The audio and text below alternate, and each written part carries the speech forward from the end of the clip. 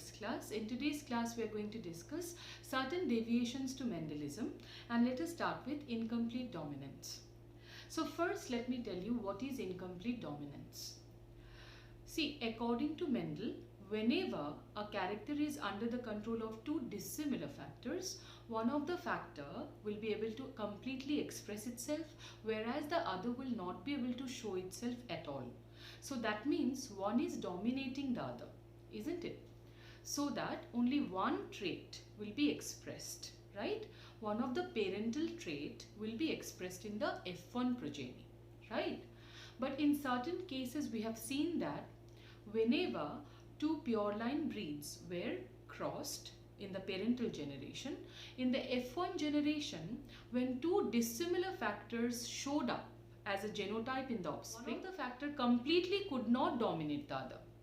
So that's why the phenotype that was formed in the F1 generation was an intermediate between the two parental generation traits.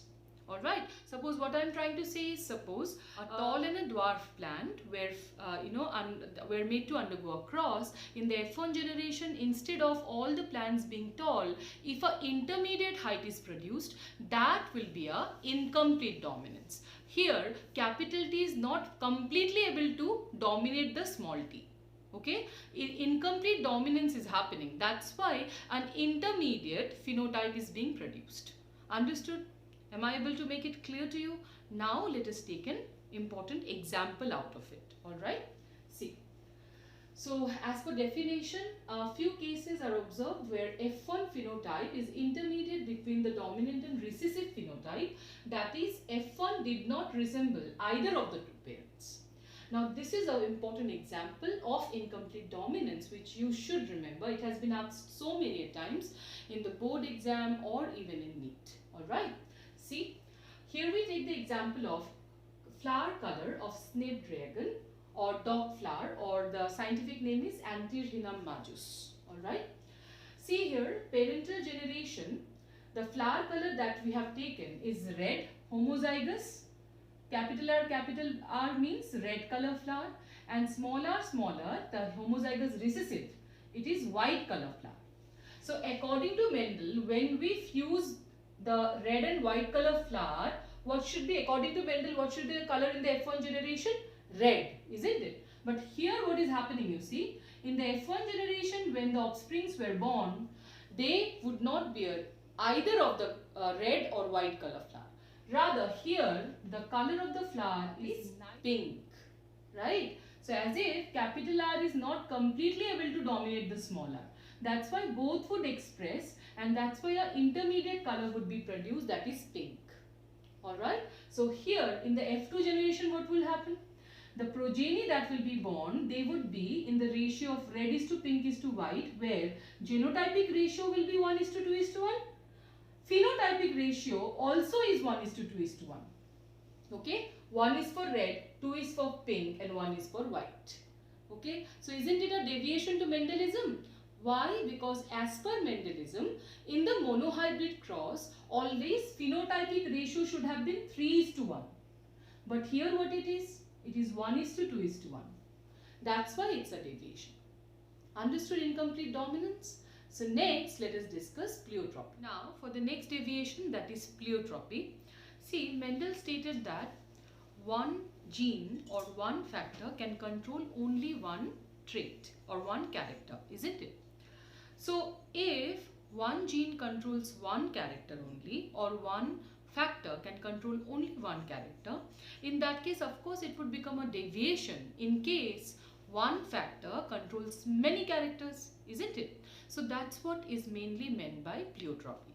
Pleiotropy means when one gene on one factor can have an effect on many phenotypes, or if one gene or one factor can control many characters, then we will call it pleiotropic gene. Okay, we'll call such a gene to be pleiotropic gene. Alright, so let's see this. See, a gene product may produce more than one effect or several phenotypes. The basis of pleiotropy is the interrelationship between the metabolic pathways that may contribute towards different phenotypes. Now our metabolic pathways are all interrelated, isn't it? So in that case, that's how one gene may be controlling various different pathways, and that's how it can be controlling or affecting various phenotypes. Alright. Some important examples are genetic disorder, that's phenylketonuria. Okay. There is a genetic disorder that happens in human beings called phenylketonuria. In phenylketonuria, mainly there is a single gene mutation that occurs in the affected individual in which the person lacks an enzyme called phenylalanine hydroxylase in the body. Okay, that means only a single gene is not working in the body of that individual. So if a single gene is not working, only one character or one phenotype should be affected, isn't it? But rather, we see that the person suffers from various types of symptoms. Like, there would be mental retardation, there would be depigmentation of the hair, depigmentation of the skin. That means what? This particular gene was, that means the gene that was producing the enzyme phenylalanine hydroxylase was not only controlling mental growth but mental health or development. Rather, it was also somehow affecting the pigmentation of the skin and hair as well, isn't it? So one gene here is affecting various phenotypes, or it is controlling various characters, isn't it? But mainly Mendel stated that one factor can control only one character. So it becomes automatically a deviation, isn't it? Next, in Drosophila, white-eyed mutation leads to depigmentation in many other body parts. See, usually in a Drosophila, the normal natural eye color is red. Sometimes due to some kind of mutation, the Drosophila's eye color might become white. So we see that if the eye color gene is mutated, various other body parts of the Drosophila also starts getting depigmented, as if the eye color gene was controlling not only the eye color but the color of many other body parts. So it is also a pleiotropic gene, right? Now for a very interesting one, the third one, the gene controlling starch synthesis in garden pea. Now it has two alleles, capital B and small b, controlling size and shape of pea. Two things are being controlled, so it's a pleiotropic gene. Now what happens here, you see, when the genotype is capital P, capital B, the size of the pea is large and the shape is round. Alright? If it is small b, that means recessive, it is going to be small in size and wrinkled. Can you make a guess?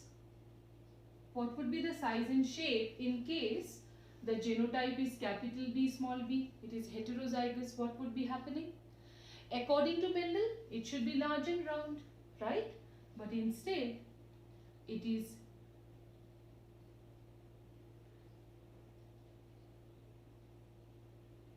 intermediate in size and round. So as per the size, it is showing incomplete dominance, but as per the shape, the same thing is being expressing complete dominance.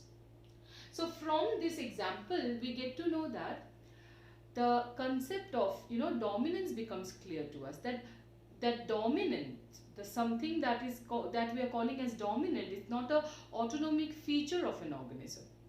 Okay, there is actually nothing called dominant or recessive that persists in nature.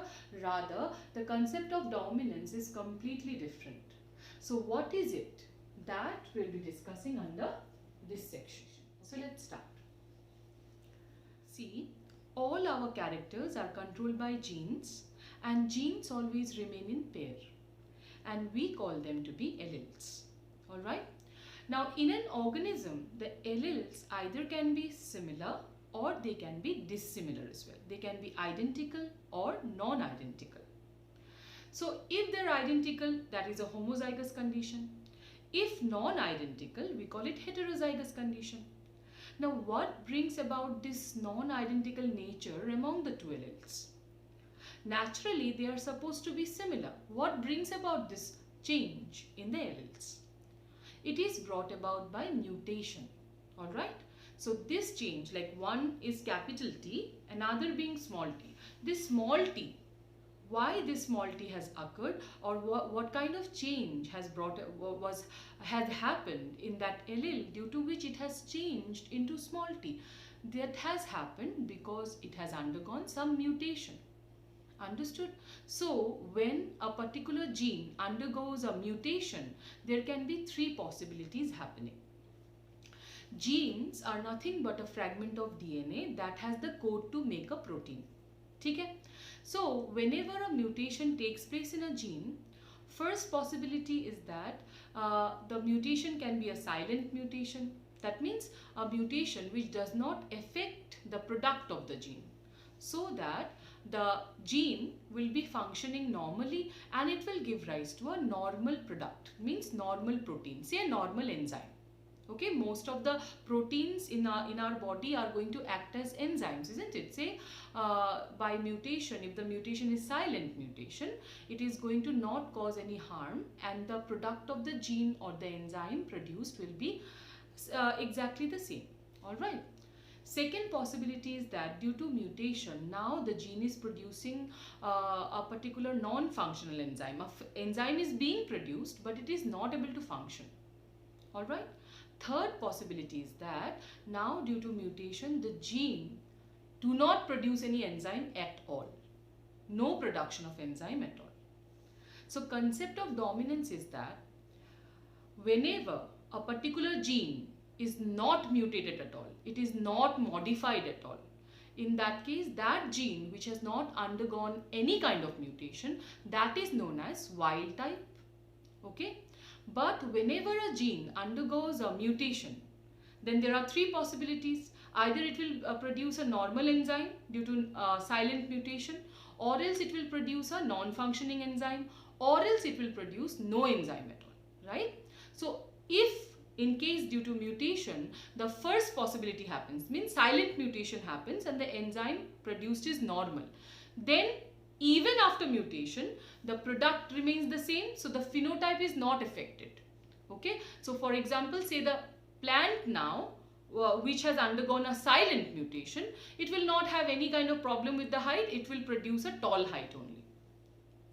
But in case the other two possibilities takes place, that means the height gene, the gene controlling the height now undergoes a mutation due to which the enzyme is non-functional or no enzyme is produced at all. In that case, the height of the plant will not remain the same. It will become less. It will become less than before and it will become a dwarf plant. Understood? So concept of dominance basically means there is nothing called dominant or recessive in nature. Rather, there is wild type and mutant type. If a gene never undergoes any mutation and it remains unmodified, then we will call it a wild type gene, and wild type genes are going to always express dominant traits. Alright, but in case the gene undergoes any mutation, if it is silent mutation, no problem. Okay, the plant will be tall, there will be no change in the phenotype. But in case the gene now produces non-functioning enzyme or no enzyme at all, then the traits produced, the phenotype will be affected. So now the traits that will be produced will be recessive. Now the plant will be dwarf. Understood? So there is nothing like dominant or recessive, rather wild type, that means no mutation, and mutant type, that means with mutation. Basically all these things are actually happening due to mutation and nothing else. That's what is the concept all about. Understood? So let's see this. Every gene controls a particular trait and diploid organisms have two copies of each gene. They are called alleles. These alleles may be identical or non-identical. One of them may be different due to mutation. Suppose normal allele produces the normal enzyme that is needed for transformation of substrate S. On the other hand, the mutated allele could give rise to three things: a normal or less efficient enzyme, a non-functional enzyme, or no enzyme at all. In case of normal or less efficient enzyme, phenotype will be not affected. So the plant will remain tall even after despite of mutation. If this is the possibility or this is the possibility, non-functioning enzyme or no enzyme at all, now the plant will show some difference in its height. It will not be tall anymore. Rather, in both the cases, the plant will be dwarf. So instead of calling this to be a dominant and this to be a recessive trait, what we should do is, whenever we see that the phenotype is unaffected, we will call it a wild type, and in case it is affected, we will call it mutant type. Understood? Fine?